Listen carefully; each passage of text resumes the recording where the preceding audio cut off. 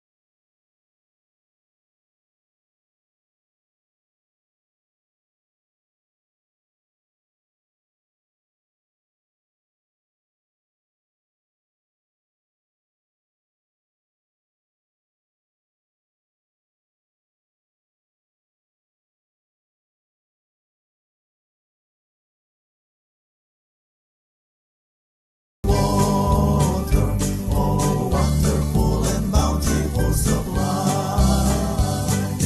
drinking at the springs of living water. Happy now and my soul is satisfied, drinking at the springs of living water. Oh, wonderful and bountiful supply. Oh, wonderful and bountiful supply. Oh, wonderful and bountiful supply.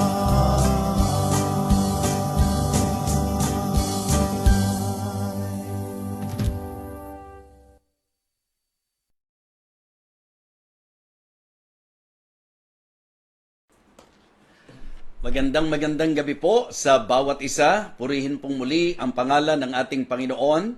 Ngayon po ay magsasama-sama tayo sa humigit kumulang isang oras dito po sa ministeryong pinagpala ng Panginoon. Ito po ang Feasting on the Divine Verses Online Ministry. Sa lahat ng mga kasama po natin na nakasubaybay po ngayon, maging sa lahat ng nasa iba't ibang bansa, nais po namin kayong i-welcome sa ministeryong ito.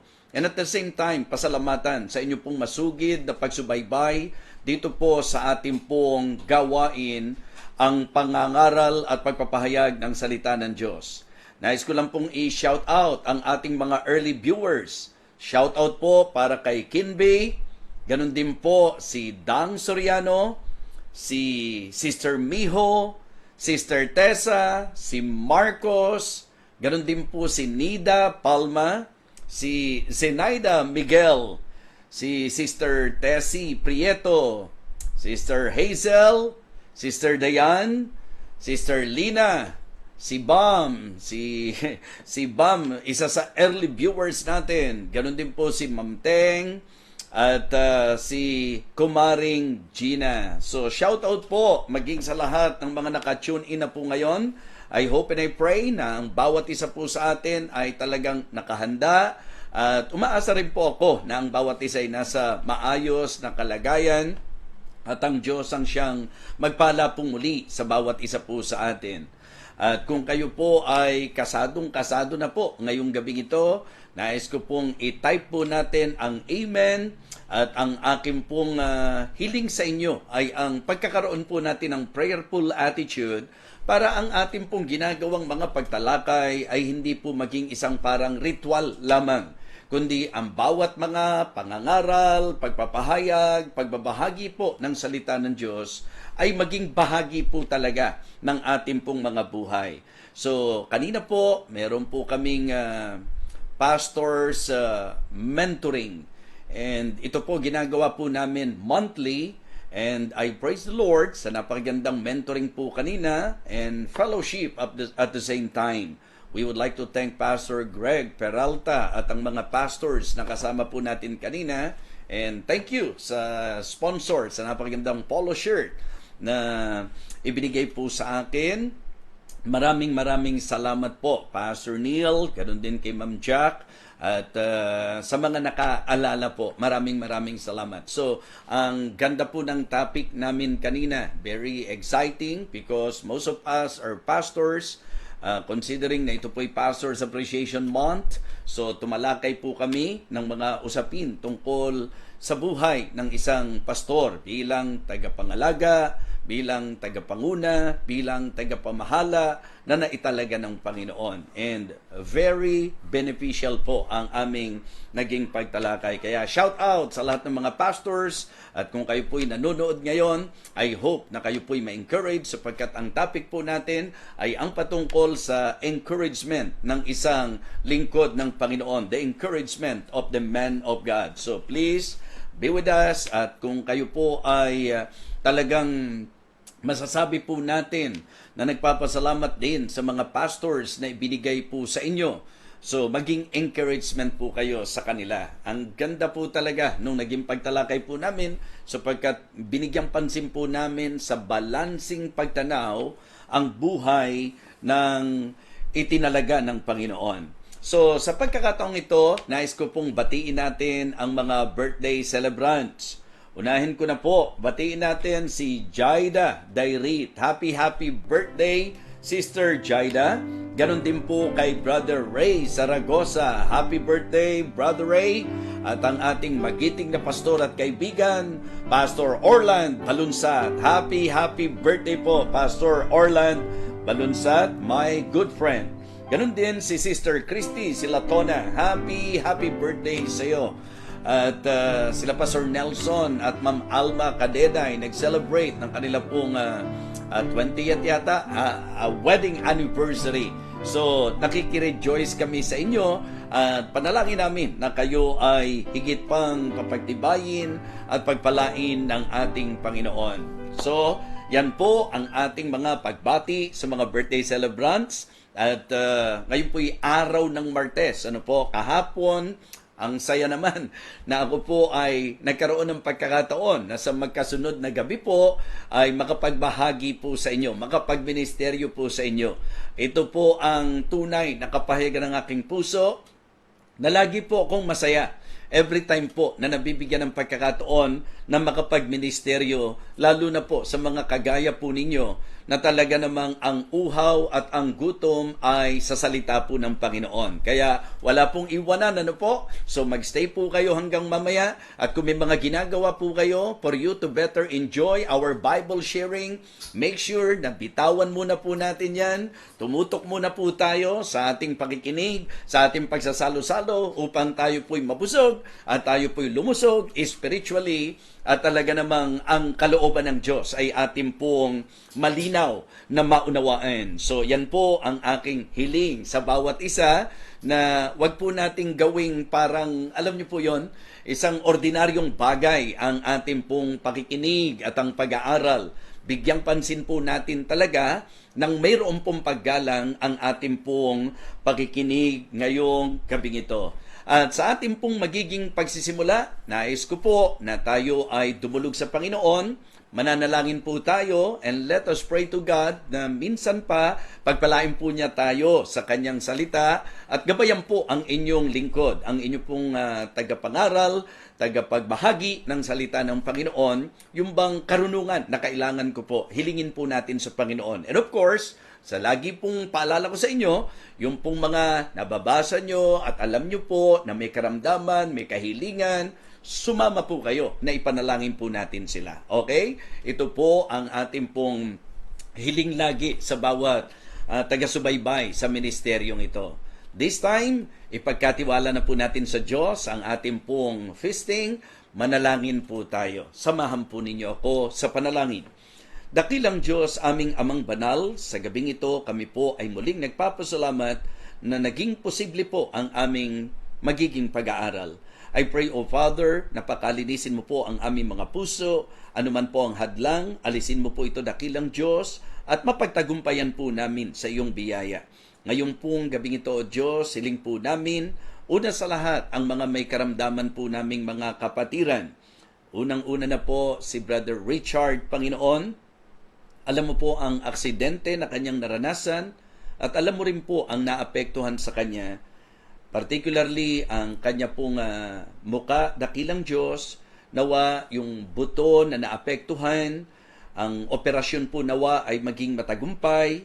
Bigyan mo po ng kahusayan ang mag-o-opera po sa kanya at ikaw po ang magbigay ng masaganang biyaya mo para makaya po ni Brother Richard ang operation, and may you provide for him, O God. Ganon din po, dakilang Diyos, nais naming alalahanin sa iyo si Sister Blessy, Panginoon, na ngayon po ay may karamdaman din. Hipuin mo po ang kanyang katawan lupa, palakasin mo po siya, makarecover po nawa kaagad sa kanyang karamdaman. Nais din po naming ilapit patuloy sa iyo ang kapatid po ni Ate Maan, si Kuya Bing, Panginoon. Ang kanyang pisikal na kondisyon, ikaw na po ang bahala na talagang magbigay kalakasan at kagalingan din po sa kanya. Dakilang Diyos, ang biyaya mo po ang aming hinihiling na aabot sa kanya. Ang prayer request at ang desire po ni Sister Maricel Consina, Panginoon, hiling po namin na pagalingin mo na po siya, dakilang Diyos. Makalakad na po siya, aming Panginoon. Si Ninang Malu, ang kanyang patuloy na kalakasan, ang kagalingan, hinihiling din po namin sa iyo. Maging si Sister Mila ng Paris, Panginoon. Siya po ay iyong pagalingin at patuloy na ang kanyang buhay ay maging kalakasan po ng marami sa patotoong nakikita po namin sa kanya. Ang aking pong kapatid na si Aida, Panginoon, complete recovery po ang hiling namin para po sa kanya. Ganon din po si Nanay Ping, nawa lubusan na po siyang nakarecover sa kanya pong naging pilay, dakilang Diyos. Si Sister Kenji, hiling po namin ang patuloy na pagpapagaling mo rin sa kanya at nawa lagi mo siyang gabayan, dakilang Diyos, at aliwin sa kanyang kalagayan. Ang complete recovery din po ni Ma'am April, Panginoon, sa naging operation, sa kanyang naging panganganak, Panginoon. Thank you sa napaka magandang panganganak na ginawa po mo sa kanya, dakilang Diyos. Thank you po sa biyaya mo na siya, dakilang Diyos, ay nakapanganak ng maayos, at ang hiling ko po ay ang paghilom ng kanyang sugat at ang recovery po niyang mabilis, dakilang Diyos. Si Kat Alcantara, patuloy po namin inilalapit sa iyo na pagalingin mo rin po ng lubusan, dakilang Diyos, at gumabay ka po at ikaw, dakilang Diyos, ang magpahayag ng iyong mirakulo sa kanya, dakilang Diyos, sa mga treatment na ginagawa sa kanya. Panginoon, hiling ko rin po si Preacher Ricky Agar sa kanya pong biyahe bukas sa Poland. Lord, may you protect him. Yung traveling mercy mo po ang ipagkaloob mo sa kanya. Ganon din po ang mga problema ng bawat kapatiran at mga nakasubaybay ngayon. Anuman po ito, ikaw po, dakilang Diyos, ang duminig sa kahilingan po ng mga may problema para sa solusyon, ng kalakasan para sa mga may hina. Ganon din po, dakilang Diyos, hiling ko rin po na kung meron kaming mga kagipitan, tulungan mo po kami na makarecover po kami, Panginoon.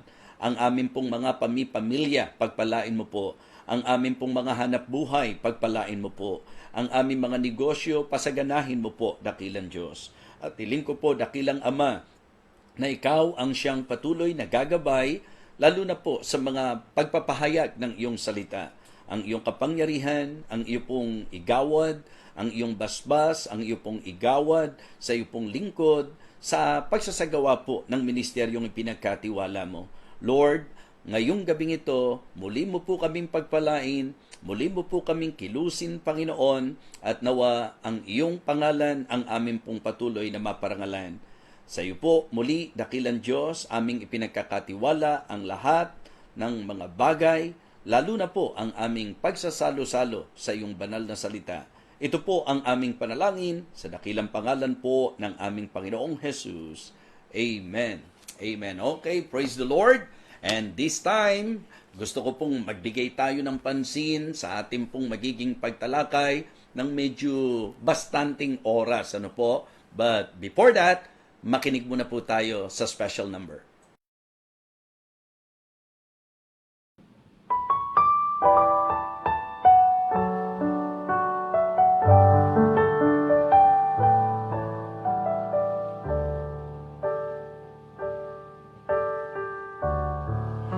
Pangkaraniwang tao, tunay ngang karaniwang tao,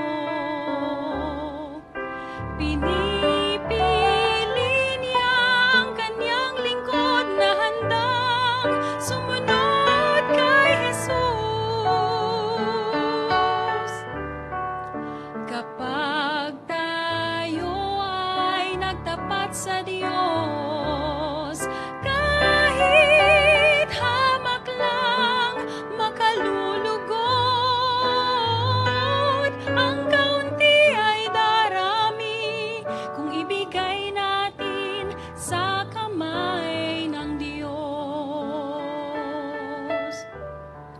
Pangkaraniwang tao, tunay ngang karaniwang tao, pinipili niya ang kanyang lingkod na handang sumunod kay Jesus.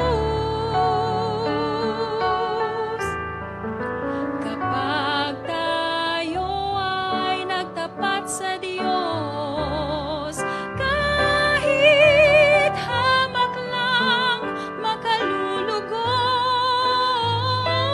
ang kaunti ay darami kung ibigay natin sa kamay ng Diyos.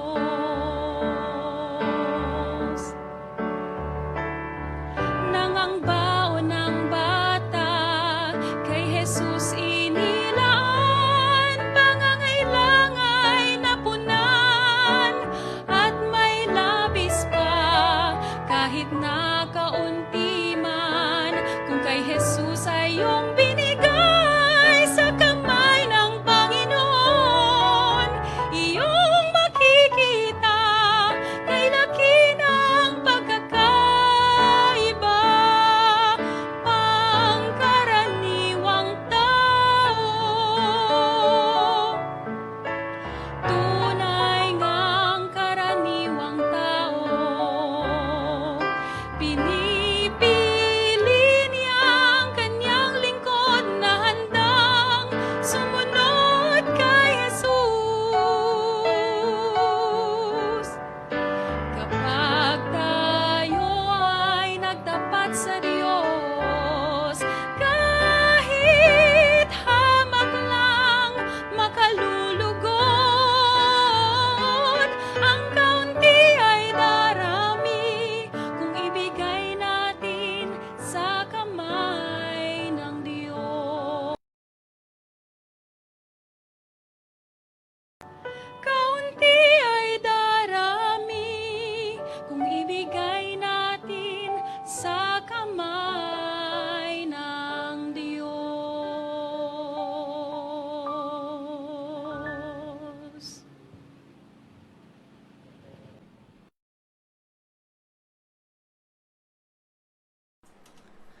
Thank you so much, Ma'am Keisha Loyola, sa napakagandang awit.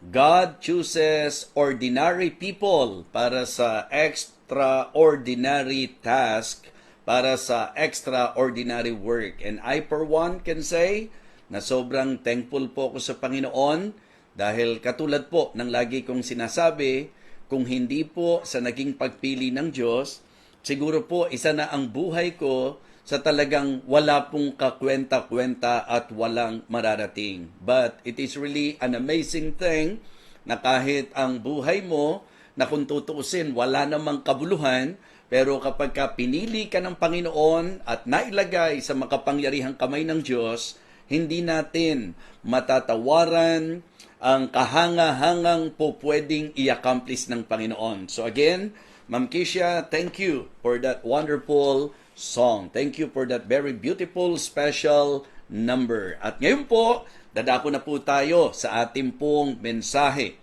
At katulad po ng binanggit ko kanina, ang tatalakayin po natin ay ang message na pinamagitan ko pong the encouragement of the man of God. The encouragement of the man of God. Of course, maganda po na kung tayo po'y mananampalataya, ito yung prayer natin. Ito yung dapat goal natin, to be an encouragement to the man of God. Amen? So, kung yun po ang inyong desire, we better listen very carefully sa ating pong magiging pagtalakay ngayong gabing ito. 2 Timothy chapter 4 ang ating pong magiging teksto ngayon.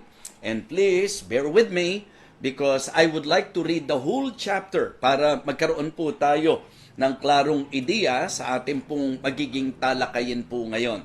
Okay? 2 Timothy chapter 4, the whole chapter po tayo. I charge thee therefore before God and the Lord Jesus Christ, who shall judge the quick and the dead at his appearing and his kingdom. Preach the word. Be instant, in season, out of season. Reprove, rebuke, exhort with all long-suffering and doctrine. For the time will come when they will not endure sound doctrine, but after their own lust shall they heap to themselves teachers, having itching ears. And they shall turn away their ears from the truth, and shall be turned unto fables. But watch thou in all things, endure afflictions, do the work of an evangelist, make full fruit of thy ministry. For I am now ready to be offered, and the time of my departure is at hand. I have fought a good fight, I have finished my course, I have kept the faith. Henceforth there is laid up for me a crown of righteousness, which the Lord, the righteous judge, shall give me at that day, and not to me only, but unto all them also that love his appearing. Do thy diligence to come shortly unto me. For Demas hath forsaken me, having loved this present world, and is departed unto Thessalonica, Crescens to Galatia, Titus unto Dalmatia. Only Luke is with me. Take Mark and bring him with thee, for he is profitable to me for the ministry. And Tychicus have I sent to Ephesus. The cloak that I left at Troas with Carpus, when thou comest, bring with thee, and the books, but especially the parchments. Alexander the coppersmith did me much evil. The Lord reward him according to his works. Of whom be beware also, for he hath greatly withstood our words. At my first answer no man stood with me, but all men forsook me. I pray God that it may be not laid to their charge. Notwithstanding, the Lord stood with me, and strengthened me, that by me the preaching might be fully known, and that all the Gentiles might hear. And I was delivered out of the mouth of the lion. And the Lord shall deliver me from every evil work, and will preserve me unto his heavenly kingdom. To him be glory forever and ever. Amen. Salute Prisca and Aquila and the household of Onesiphorus. Erastus abode at Corinth, but Trophimus have I left at Miletum sick. Do thy diligence to come before winter. Eubulus greeted thee, and Pudens, and Linus, and Claudia, and all the brethren. And the Lord Jesus Christ be with thy spirit. Grace be with you. Amen. Let us pray. Dakilang Diyos, gabayan mo po kami sa magiging pag-aaral po namin ng iyong mensahe. Lord, I pray that you will again use me as a channel of your blessing. May you empower me, O God, and give me wisdom. Guide me, O Lord, and please, abutin mo po ang aming mga puso. Nagpapasalamat po ako sa iyo sa mga buhay na suko para sa iyo, mga buhay na laging sabik sa salita mo, buhay na mayroon pong tunay na pagpapahalaga sa mga bagay na ukol sa iyo. Nawa dakilan Diyos ang aming kaisipan, ang aming mga puso ay buong liwanag na maunawaan ang iyong mensahe. Ikaw, dakilang Diyos, ang aming pong nais pakinggan. Ang iyong aral ang nais po naming pagtiwalaan at paniwalaan. Hiling ko po, dakilang Ama, ang amin pong magiging mabungang pag-aaral ngayong gabing ito. Abutin mo po kaming lahat, dakilang Diyos ng iyong kapangyarihan. Ito po ang aking panalangin sa dakilang pangalan po ng aming Panginoong Jesus. Amen. Amen. Okay? So ito po ang ikalawang sulat ni Apostol Pablo kay Timoteo at ito na rin po ang last chapter ng ikalawang sulat ni Apostol Pablo. Sa madaling sabi po, ito ay sulat na kung saan talagang naipahayag na niya ang kanyang puso na kung naunawaan po natin ang aking naging pagbasa, pag inisip nyo nga po sa usapang tao, parang sulat ng pamamaalam, sulat ng pagpapadama na siya po ay hindi na magtatagal. Yan po ang laman ng chapter 4. Now, doon po sa mga unang mga verses, makikita nyo po mga kapatid na sa usapang man of God, again, I'm sure, clear na po sa inyo that the reason why most of our topics ay lagi pong patungkol sa man of God, dahil nga po itong month na ito ay kinonsider po nating Pastor's Appreciation Month. So, it is good to somehow makita nyo po na ang buhay ng isang pastor, sabi nga po ng awit ni Ma'am Kisha, isang ordinaryong tao na tinawag, pinili ng Panginoon, and as what I have mentioned after ng kanyang awit, yung idea po ba na ang Diyos tumatawag ng ordinaryong tao para sa extraordinary work, para sa extraordinary task, para sa extraordinary job. Yes, maniwala po kayo sa akin na ang trabaho ng pastor ay maiko-consider po nating sagradong trabaho. Okay? That the job of a pastor is a sacred job. It is also a very sensitive job.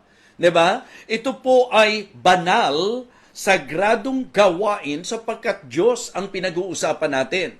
Sensitibong gawain sapagkat ang gawain ito, pagka hindi po ginawa ng tama, maaaring mangahulugan po ng eternal na kapahamakan ng isang tao o ng mga makikinig. Pero po pwede ko rin pong sabihin that the job of the man of God, yes, it is a sacred job, it is a very sensitive job, but I can say, ako po ang nagsasalita, it is also a satisfying job. Yun talagang nakakasaya ng puso, mga kapatid. Nagdudulot ng saya. Kaya nga, ngayon po, sa magiging pagtalakay natin, bibigyan pansin po natin ang kasiyahan, kasayahan o kalakasan, encouragement ng lingkod ng Panginoon. Now, pag inisip po natin sa usapang trabaho po ng lingkod ng Diyos, and this is the reason why, okay, I believe, ito po ang dahilan why you and I should be, appreciated. Ibig sabihin, we need to appreciate our pastor. We need to appreciate the man of God. Ang trabaho niya is to preach the word. To preach the word. Yan po'y maliwanag na sinabi niya. I charge thee therefore before God and the Lord Jesus Christ, who shall judge the quick and the dead at his appearing and his kingdom. Preach the word. Be instant, in season, out of season. Reprove, rebuke, exhort with all long suffering and doctrine. Pag tiningnan niyo po, mga kapatid, sa usapang task, sa usapan pong trabaho ng pastor, diba? Minsan kasi, ang hinahanap natin sa pastor, dapat mapag-asikaso, diba? Dapat siya yung servant, yung kapag may kainan, siya yung naghahanda. Yung po ang tingin natin sa idea po ng lingkod ng Panginoon. Well, I just want you to understand that the main thing, that the main task of God to the pastor is to preach the word. The ministry of prayer and the word of God. Hindi ba? Yung tungkol po doon sa pag-aasikaso sa tables, kaya nga po naglagay ng mga diakono para sila po ang gumawa po noon. Para yung pong usapang paglilingkod sa pag-aasikaso po sa hapag, mga kapatid. Yan po'y trabaho ng mga diakono at ng mga miyembro na gusto talagang magkaroon ng participation sa ministry. But if we will consider the main task of the man of God, it is to preach the word.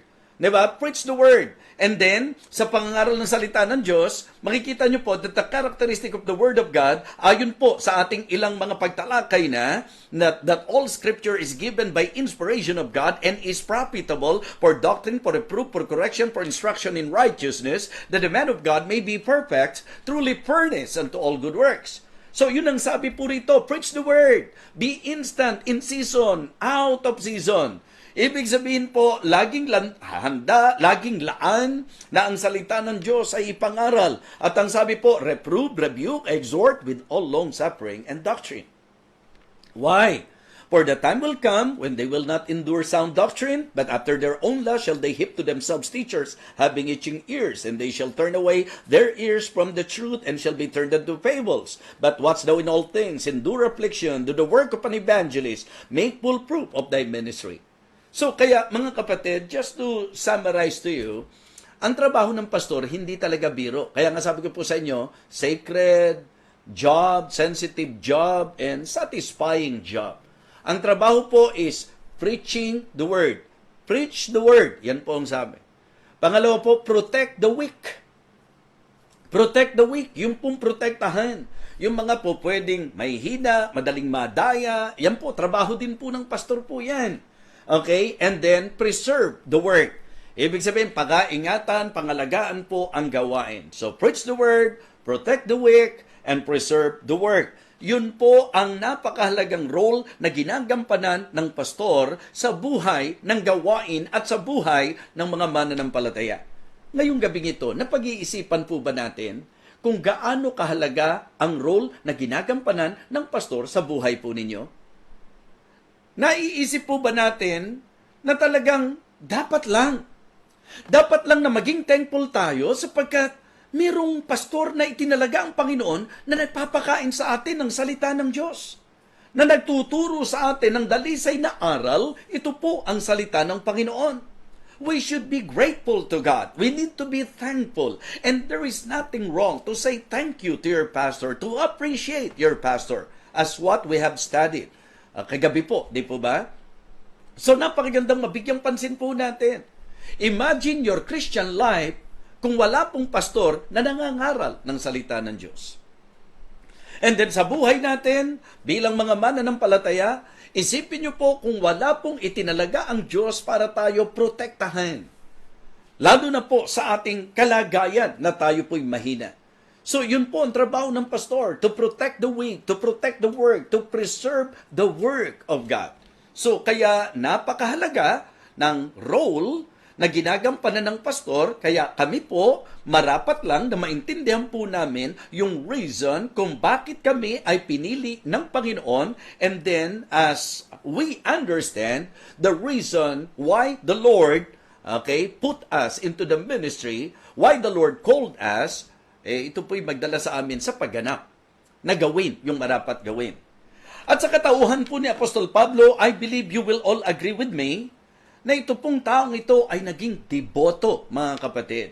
Ang ibig ko pong sabihin, siya po ay gumanap ayon sa kung ano po ang katalagahan ng Panginoon para sa kanya. Kung ano po ang calling ng Panginoon sa kanya, yun po ang ginawa niya. At narito nga po sa ikalawang sulat po niya, mga kapatid, kay Timoteo, yung pong kanyang naging pag-aalala, sapagkat alam nyo naman ang konteksto po ng 1 and 2 Timothy. It is more of the alarm or warning of the Apostle Paul to his son in the faith about the perilous times, about the evilness of these last days. Yun po ang pinaka-content ng aklat na ito. And that is why he emphasized to Timothy the importance of preaching the word and protecting the weak and preserving the work. So pinakita po niya kung gaano kahalaga na maipangaral ang salita ng Diyos. Kumbaga po, sa panahon po natin ngayon, lalong dapat ma-appreciate niyo po na ang pastor natin sa kabila ng kung ano-ano ng hangin ng mga aral, kung ano-ano na pong mga daya ng dyablo, kung ano-ano na pong mga panggugulo at pangliligalig ng dyablo sa gawain, lalo na sa panahong ito na sa compromise po ang napakarami at nagdudulot ng confusion, sa kaisipan ng marami, pero meron kang pastor na talagang firmly nangangaral at nangangaral at nangangaral pa rin ng salita ng Diyos. Amen? It is but right for us to appreciate them. 'Diba? Encourage them. Yan po ang pinaka-appeal ng inyo pong lingkod sa bawat mga mananampalataya. Be an encouragement. Be an encourager of your pastor. Yun po ang napakagandang bagay na dapat natin pong maunawaan. Now, pag inaral po natin yung pong naging buhay ni Apostol Pablo, actually po, makikita nyo po na kung nabasa natin ngayon, tapos inunawa nyo po kung ano po yung sinabi ni Apostol Pablo, makikita nyo po kung gaano po kahirap or let us say, yung realidad sa buhay sa ministry. Excuse lang po.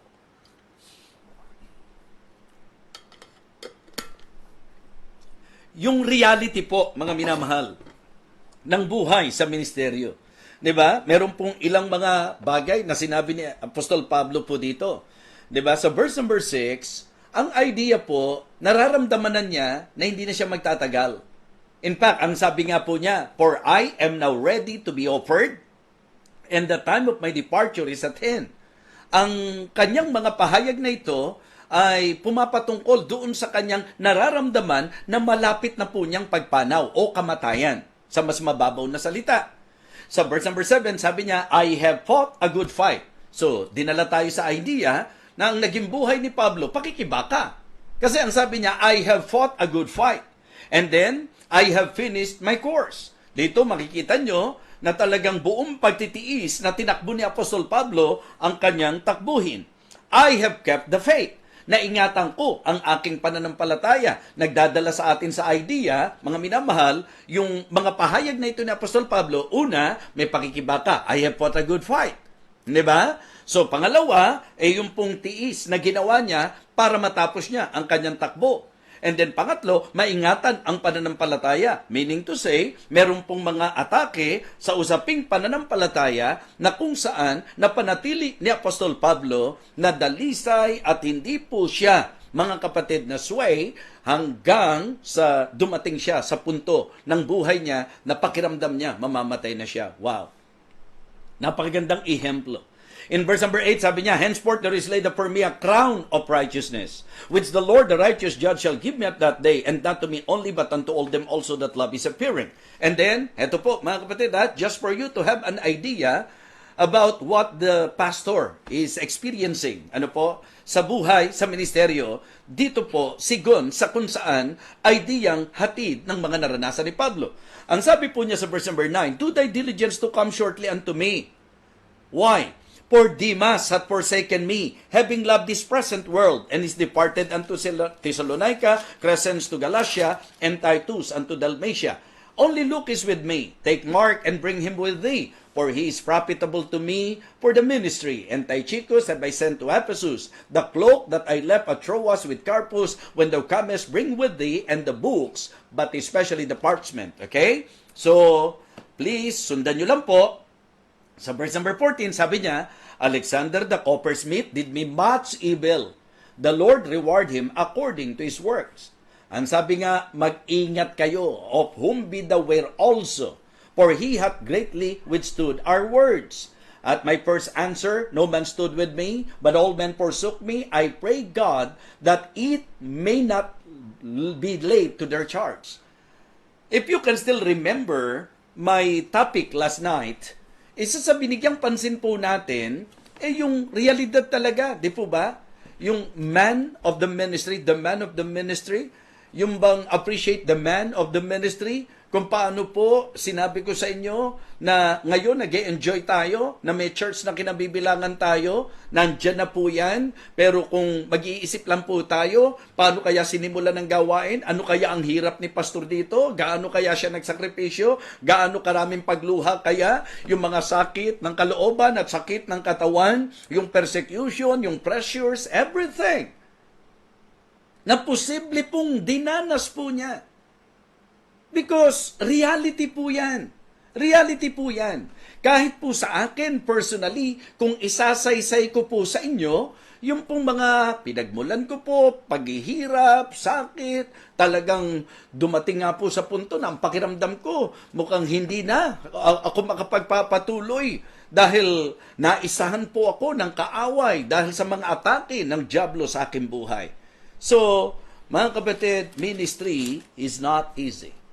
Hindi po madali ang gawain. So, yun po yung mga ideya na nakita po natin na sinabi ni Pablo, naranasan po niya na may nang iwan sa kanya, naranasan po niya na hindi siya tinayuan ng mga inaasahan niya, natatayong kasama niya, naranasan po niya na may sobrang galit at gigil sa kanya, na talagang napakatinding kasama ng ginawa sa kanya. And if we will study the life of the Apostle Paul, lalo nyo pong ma-appreciate. Yun sinasabi ko po sa inyo, para sabihin niyang, I have fought a good fight, I have finished my course, I have kept the faith. Wow! Mga kapatid, kahanga-hanga po yun. Tayo ni hindi natin alam kung paano tayo magtatapos. Di po ba? And it is good na ma-encourage po tayo. Now, ang ating pong pupuntuhan ngayong gabi is about the encouragement of the man of God. In spite of those, attacks of the devil in his life, yung pong mga puposible pong hardships na dinanas po niya as he ministered, mga kapatid. Pero, paano po? Ano ang lumalabas na encouragement ng lingkod ng Panginoon? The encouragement of the man of God.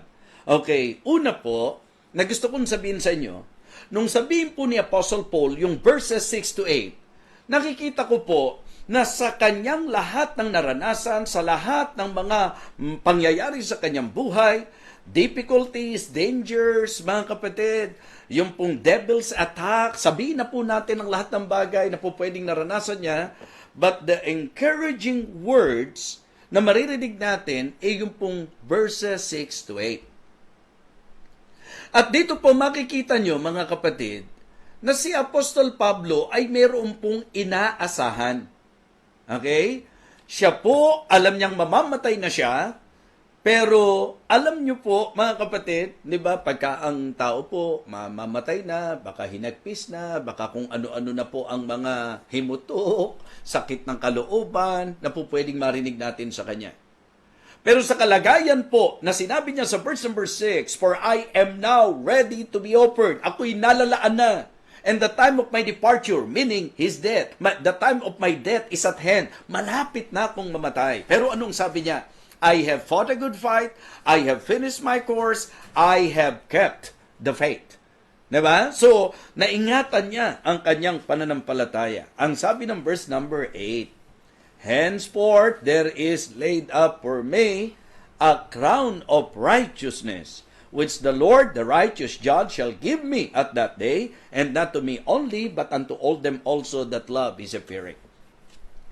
Kung aaralin po natin si Apostol Pablo sa ilang mga pahayag niya, particularly sa mga churches na gusto niyang ma-encourage, ang laging pang-encourage niya po, mga kapatid, ang lahat ng ating ginagawa para sa Panginoon ay hindi mawawalan ng kabuluhan. Amen?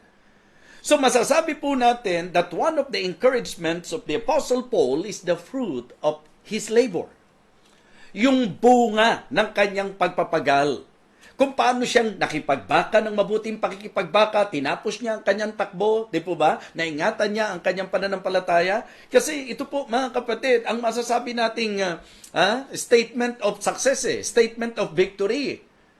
Di ba? He fought a good fight, he finished his course, and his faith has been kept. Di ba? Naingatan niya ang kanyang pananampalataya. Alalahanin po natin. Nung sinabi po niya sa verse number 8, Henceforth, there is laid up for me a crown of righteousness, which the Lord, the righteous judge, shall give me at that day. Di ba? May tinutukoy po siyang takdang panahon. Dahil alam niya ang kanyang theology, alam din niya ang eschatology, alam niya na sa buhay natin, dito sa lupa, may kamatayan or nandyan ang pangakong pagbabalik ng Panginoon. Okay? So, kaya ito ang sinabi niya, Henceforth there is laid up for me a crown of righteousness, which the Lord, the righteous judge, shall give me at that day. And not to me only, but unto all them also that love is appearing. Well, ang akin pong gustong ipunto sa inyo, very clear, na ang isa sa encouragement ni Apostol Pablo ay yung alam niyang bunga ng kanyang pagpapagal. Na hindi ito mawawala ng kabuluhan. So, remember, Pag nang-encourage siya, di po ba? Sabi po sa 1 Corinthians 15:58, kabisado po ng ilan sa atin to. Therefore, my beloved brethren, be steadfast, unmovable, always abounding in the work of the Lord, for as much as you know that your labor is not in vain in the Lord. At ang isa sa isinusunod natin lagi dito, yung Hebrews chapter 6 verse number 10, na ang sinasabi po ng Hebrews 6:10, for God is not unrighteous to forget your work and labor of love. Hindi liko ang Panginoon para limutin niya ang inyong pagpapagal, ang inyong mga gawa ng pag-ibig, mga minamahal. Kaya naman para sa Kanya, hindi po tama na ang mga Kristiyano magpapadala sa mga discouragement, magpapadala doon po sa mga atake ng kaaway, 'di ba? Yung pong magpapadala tayo sa panghihina, wag. Kaya nga ang sabi niya, nung ini-encourage po niya, yung mga mananampalataya, ang sabi po niya doon sa Galatians chapter 6, verses 6 to 10, let him that is taught in the word communicate unto him that teacheth in all good things.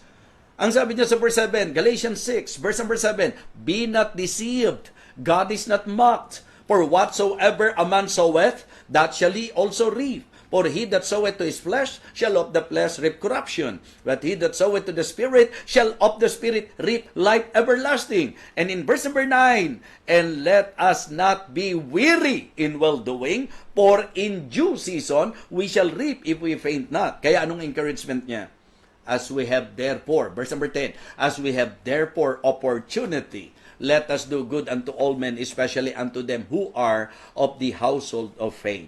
Mga minamahal, gusto ko pong maging malinaw po sa inyo na si Apostol Pablo po at bilang mga pastor, magandang makita natin na ang isa sa encouragement sa ministry ay ang bunga ng ating pagpapagal, the fruit of our labor. Balikan natin yung Thessalonians, di po ba? Chapter 2, verses 19 and 20. For what is our hope, or joy, or crown of rejoicing? Are not even ye in the presence of our Lord Jesus Christ at His coming? For ye are our glory and joy. Well, sa ibang mga pastor po, ang tingin nila sa mga miyembro, sakit ng ulo.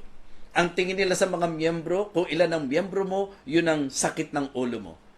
Pero alam nyo po, kung ipapattern po natin kay Paul, hindi niya ganun tinitingnan ang mga miyembro. Tinitingnan ni Apostol Pablo na ang mga miyembro bilang bunga ng kanyang labor, encouragement po sila. And the idea is very clear when he said, okay, for what is our hope, or joy, or crown of rejoicing? Sino tinukoy niya? Sinasabi ba niya na ang kanyang encouragement ay yung regalo? Sinasabi po ba niya na material na bagay? No. Ang linaw, for what is our hope or joy or crown of rejoicing are not even ye. And I would like to express my heart to you, mga kapatid, particularly the members of the church that I am handling. Gusto kong sabihin sa inyo that you are my encouragement. Pag nakikita ko po that you are walking in the truth, pag nakikita ko po that you are, helping each other, doing the will of God, pag nakikita ko po na naia-apply po natin ang mga mensahe na ating napag-aaralan, pag nakikita ko po kung gaano po kayo nag-i-improve at nagpo-progress sa inyong spiritual life, lahat ng yan, joy po yan. Ng lingkod ng Panginoon, encouragement po yan. Ng lingkod ng Panginoon. Ewan ko po sa iba, hindi ko po sinasabing hindi mahalaga sa akin ang mga material na regalo. But what I would like all of you to feel is my heart that my encouragement na higit po sa mga kung anong pwedeng ibigay ay yung nakikita ko pong bunga ng aking pong pagpapagal. Amen? The fruit of his labor. Okay? The man of God. His encouragement, the encouragement of the man of God is the fruit of his labor. Okay, second, the fellow laborers. Diba? Not just the fruit of his labor, but also fellow laborers. Yung pong mga kabalikat sa gawain ng Panginoon. Alam niyo po, ang man of God, ang isa sa encouragement niya, yung ang pakiramdam niya, hindi siya nag-iisa. Dito po, in-express ni Paul Naapektado po siya dahil may Demas na iniwanan po siya. For Demas had forsaken me, having loved this present world. Mga kapatid, gusto ko pong sabihin sa inyo, na ang isa sa malaking discouragement ng pastor ay ang pagtalikod ng mga miyembro. Ang pagtalikod ng mga mananampalataya, particularly o primarily sa Panginoon. Pag kami nagbabackslide, yun ang dahilan kung bakit pag wala kayo, nandun kagad yung pangungumusta eh. Di po ba? Kapatid, ba't di ka nakadalo? Yung iba kasi, pagka nasasabing ganun, ano ba naman si pastor? Minsan lang ako hindi nakadalo, sinisita ka agad ako. Bakit mo tinitingnang sinisita ka kaysa doon sa tingnan mo na pinapahalagahan ka, na nag-aalala sa'yo? Amen? So yun po yun. Yung idea na kapag ka wala ka, hinahanap ka, kasi lakas ng pastor na nakikita niya na ikaw ay kabalikat niya, ikaw ay kasama niya, katulong niya sa gawain. Kaya alam niyo po, especially sa setup natin sa gawain, na hindi lagi nyo akong kasama, without you knowing, yung Facebook po, mga kapatid, nakikita ko, nagtuturo kayo ng mga bata, nakikita ko, humahayo kayo para sa soul winning, nakikita ko na kung ano-anong mga masasabi nating pagtutulungan sa ministry, katulad ng mga pagsama nyo po sa mga outreaches natin. Mga kapatid, encouragement po yan ng pastor. So the encouragement of the man of God is the fruit of his labor and also his fellow laborers. It is great and wonderful na malaman namin na hindi kami nag-iisa, may kabalikat kami sa gawain. Ang laki-laking tulong na meron po kaming pastoral staff. Ang laki-laking tulong na meron pong mga preachers. Ang laki-laking tulong na meron pong mga nakakatalaga doon po sa mga masasabi po nating kanya-kanyang ministry. Kaya dapat po sa pagganap nyo ng mga ministeryo, mga kapatid, ang ating pong goal is always to please God, but never disregard, mga kapatid. Don't you ever disregard that the reason why God put you in that ministry, because God would like to encourage His man. At ako, yun po yun.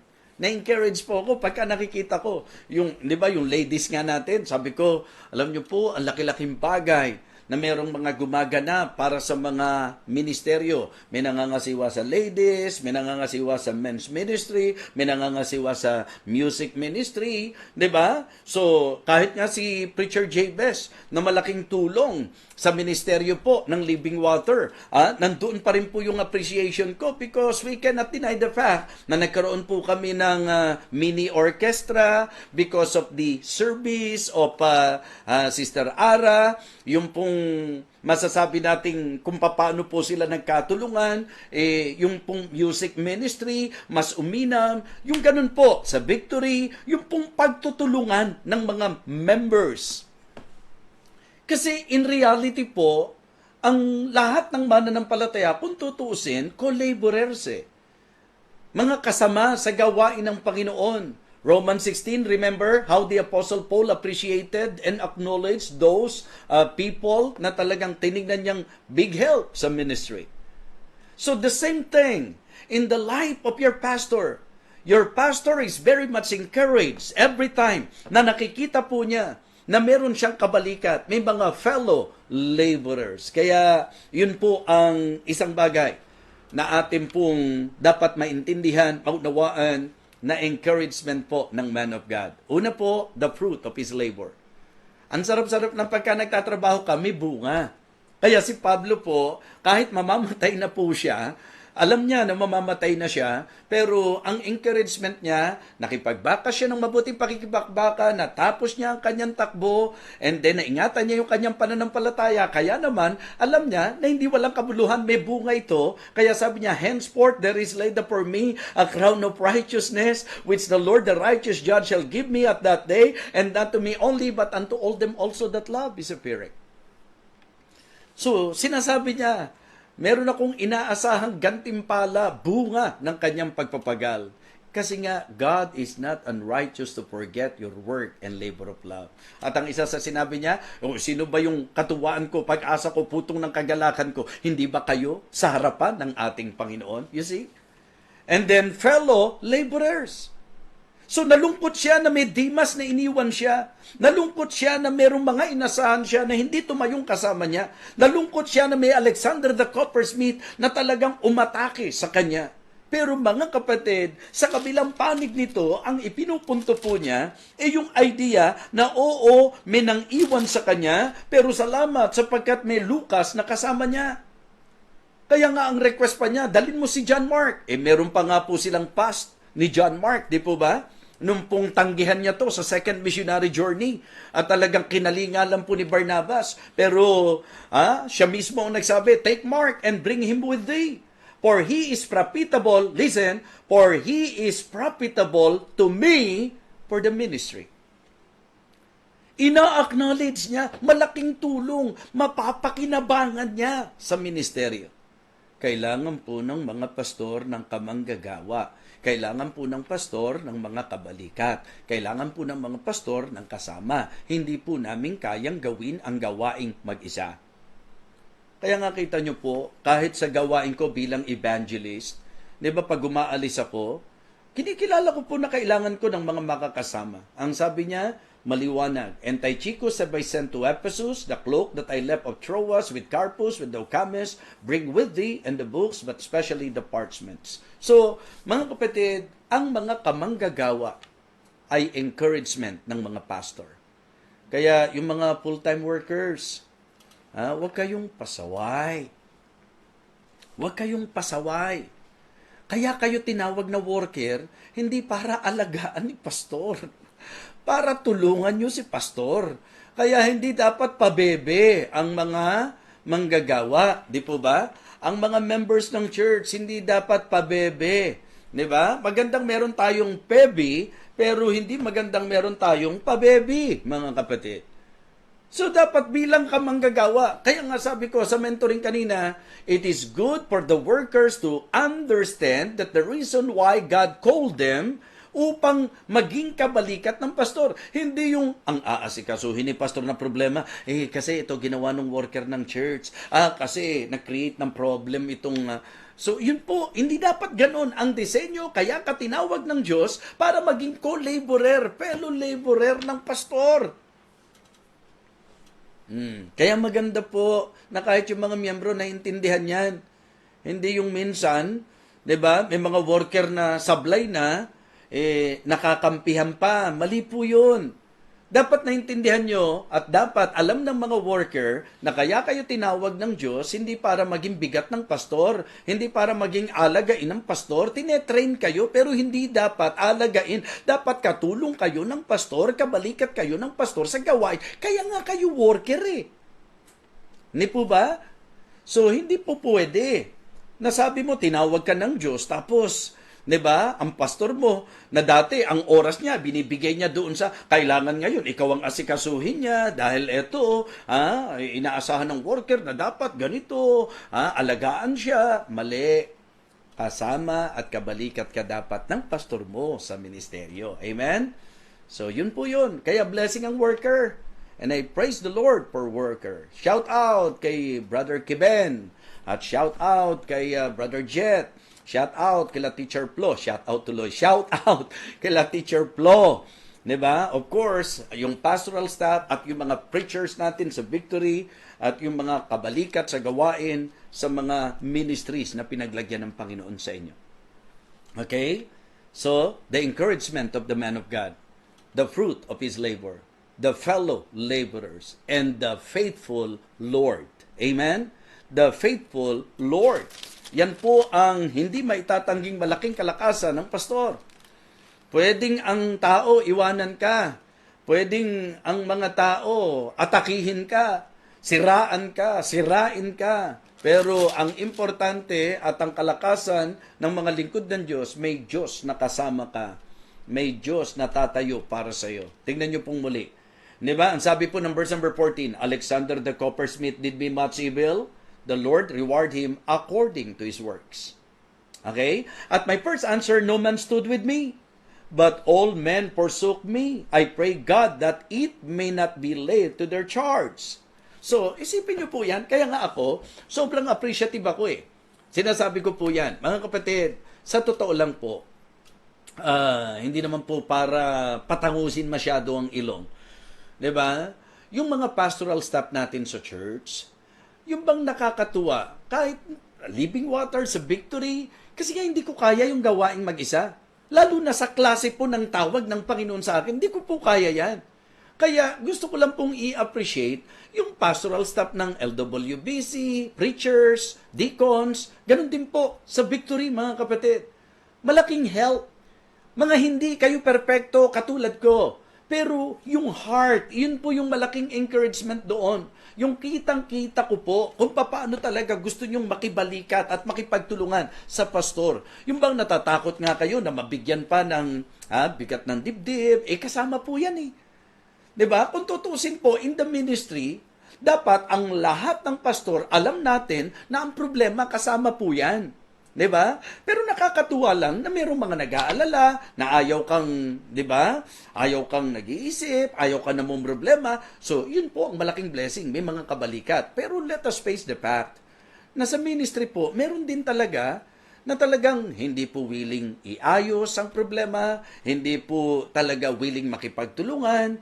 At ito nga po, katulad nung kay Pablo, sa naranasan po niya, sa madaling salita, bigat na bigat po siya. Pero anong naging encouragement niya? His faithful Lord. Ang sabi po sa verse 16, "At my first answer, no man stood with me, but all men forsook me." Yun ang isa sa pinakamabigat na karanasan. Yun talagang ang pakiramdam mo, forsaken ka eh. Yung walang nakaka-appreciate sa iyo, walang tumutulong sa iyo, walang gustong sumama sa iyo. Nakakaano po yun, nakakapanghina po yun. Pero, tingnan niyo po ang sabi ng 17, "Notwithstanding, the Lord stood with me and strengthened me, that by me the preaching might be fully known, and that all the Gentiles might hear. And I was delivered out of the mouth of the lion, and the Lord shall deliver me from every evil work, and will preserve me unto his heavenly kingdom, to whom be glory and forever and ever. Amen." Kahit na dumating pa sa punto na hindi ka yakapin ng mga miyembro, Pastor, may Diyos na yayakap sa atin. May Diyos na magpapalakas sa atin. May Diyos na tatayong kasama natin. At may Diyos na magdi-deliver sa atin. Ang sabi po, "Notwithstanding, the Lord stood with me." Sabi ko nga sa isang message ko, God will stand for you. So, yun ang encouragement natin dapat. Yung ang Diyos, tatayuan niya tayo. Okay? And will strengthen you. He will stand for you. He will strengthen you. And He will secure you. Or even spare you. Di ba? So, isi-secure ka niya, i-spare ka niya. Yan ang gagawin ng Panginoon. Kaya nga, ang ultimatum talaga, kung ang inaasahan sa human side, bibigo, yung mga akala mo talagang loyal sa iyo, ang akala mo talagang kabalikat mo, ang akala mo talagang mahal ka dahil habang maganda sitwasyon, wala nang ginawa kundi kahit na yung hindi naman kailangan, pag nakita yung picture mo, ang pogi mo talaga, pastor, di ba? Pag maganda puso, ganun eh. Habang maganda pa ang puso sa pastor, nako, kahit anong itsura ng pastor, ang pogi ng pastor. Pero kapag ka po negatibo na, mga minamahal, todo papogi na ang pastor, pangit naman ang pastor, kung ano-ano pa mga pinagagagawa, ang pangit naman, di ba? Pagka po ang sitwasyon maganda, wala nang pinakamabait na tao na buhay sa lupa kundi si pastor. Grabe talaga, ang bait ng pastor namin. The best ka talaga, pastor namin. Pero pagka po nahanginan na, nahipa na ng hanging habagat, mga kapatid, na medyo nagkaroon na po ng misunderstanding. Wala nang pinakamasamang tao na nabuhay sa lupang ito, kundi ang pastor na yan. Di ba? Ganyan po yan po ang mga storya ng buhay sa ministeryo.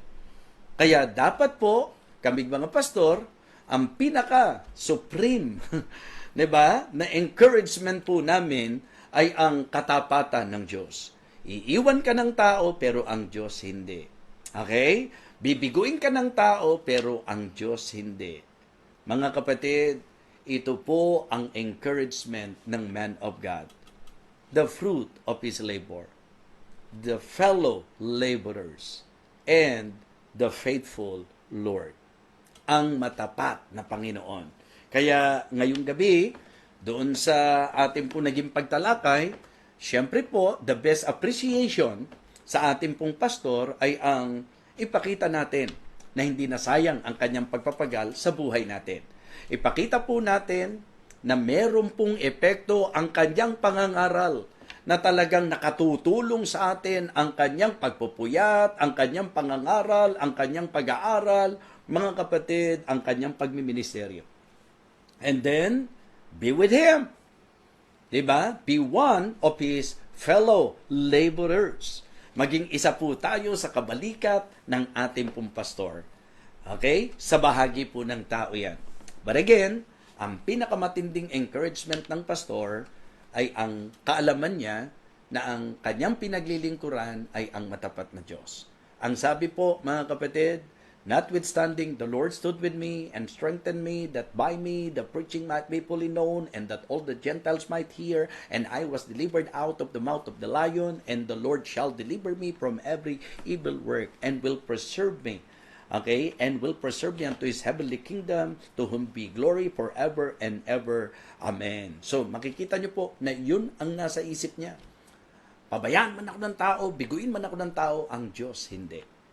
Kaya, alam niyo yung ginamit niyang salita? Balikan niyo yung verse 8. Henceforth, there is laid up for me a crown of righteousness. Anong sabi niya? Which the Lord, the righteous judge. Yung pagiging righteous at fair ng Diyos, hindi siya bibigo ang ibig sabihin. Hindi siya sisira. Faithful Lord. Yan po ang ating Panginoon. Mga kapatid, mga minamahal, sa ating pong nagiging mga pagtalakay sa buwan na ito, sa usaping pastor, I hope na ito po ay nakatutulong sa bawat isa po sa atin. Again, may encouragement sa bawat isa sa inyo ngayong gabi ay ang maging encouragement kayo sa inyo pong pastor, sa taong ginagamit ng Diyos upang kayo po ay pangaralan. Okay? To preach the word, to protect the weak, and to preserve the work. Yung bang pastor na ginagamit para alalayan ka, ipanalangin ka, payuhan ka, at aralan ka, ingatan ka, alagaan ka, at talagang sa gawain ay ang ma-equip ka. Yan po ang ating pong maging panalangin, na maging encouragement tayo ng ating pong pastor. The encouragement of the man of God, the fruit of his labor, the fellow laborers, and the faithful Lord. Manalangin po tayo. Dakilang Diyos, maraming salamat po sa muling oras na ipinagkaloob mo sa amin, lalo na po sa mensahe na iyo pong naibahagi sa amin. It is really great and wonderful to know that in the life of the Apostle Paul, ang kanyang naging encouragement ay ang naging bunga ng kanyang lahat ng pinagpagalan at ang mga kamanggagawa na talagang bumalikat sa kanya sa gawain at ang kanyang matapat na Panginoon na talagang kailanman ay hindi bibigo. Nawa ito po ang maging kalakasan namin bilang mga pastor at sa bahagi po ng mga mananampalataya, nawa isa sa maging panalangin at ang amin pong maging goal ay ang maging encouragement sa lingkod mo, sa pastor na ibinigay mo sa amin. Muli po, Panginoon Diyos, pinupuri ka namin at pinasasalamatan. Ito po ang aming panalangin sa dakilang pangalan po ng aming Panginoong Jesus. Amen. Amen. Okay, so purihin po ang Panginoon. Nakatapos na naman po tayo sa ating pagsasalo-salo ngayong gabi. Ako po yung maasa na kayo po yung pinagpala.